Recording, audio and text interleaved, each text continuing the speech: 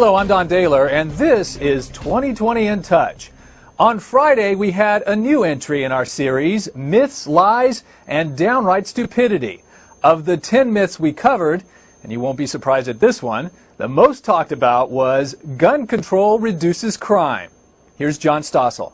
It's about the weapons, the guns. Where did the killer get them? They're shocked at how easy it is to purchase a gun. It is simply too easy to obtain a firearm.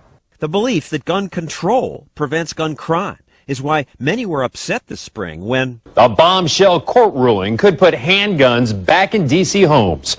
A court threw out Washington, D.C.'s 30-year ban on guns. And that's outrageous, said public officials. More guns, very simply, lead to more violence. I don't know how anyone can be serious in saying that, because the gun violence went up when they banned handguns. Tom Palmer's one of the plaintiffs who sued D.C. over the right to have a gun. He's correct about gun violence going up.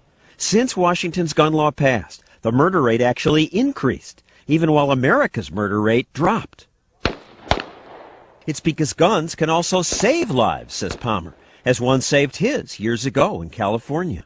We were walking on the street, and this group of young men took really strong exception to that. They stood up. 19 or 20 young guys followed us, and they told us, we're going to kill you, they'll never find the bodies. And I turned around and showed them the business end of a pistol. Just pulling out the gun was enough to stop them. Yeah, it works. Merely having a weapon and being able to display it when I was threatened saved my life. Now you may think that carrying a gun, as Palmer did, is illegal in most of America, but it's not. Many people don't realize that today in America, in about 40 states, it is legal to carry a concealed weapon on your person. And in those 40 states, there is no more violent crime or murder than in states where guns are restricted.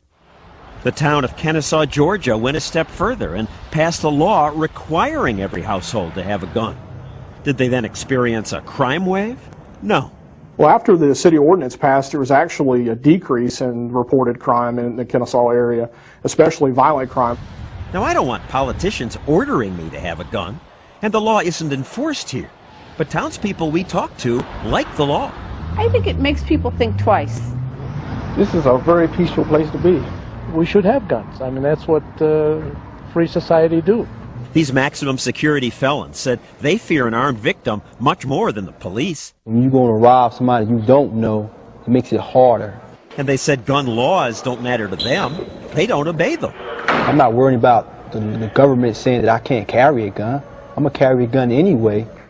It's impossible to know exactly how often guns stop criminals, because who reports a crime that doesn't happen? But people use guns in self-defense every day. Often just showing a gun is enough to prevent the crime. When robbers broke into Joyce and Raymond Pappin's home and attacked Raymond, he yelled, "Get the gun, get the gun." Joyce did, and when the robbers saw it, they ran away. Boy, when he saw the gun, he just started running, and they weren't just walking fast, they were running. They had boots on, you could hear them boots a-clopping.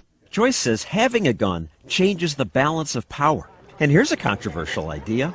Some Virginia Tech students say they wish students had been allowed to carry guns, because one of them might have stopped the killer before he shot so many people. And that's what happened 5 years ago at the Appalachian School of Law.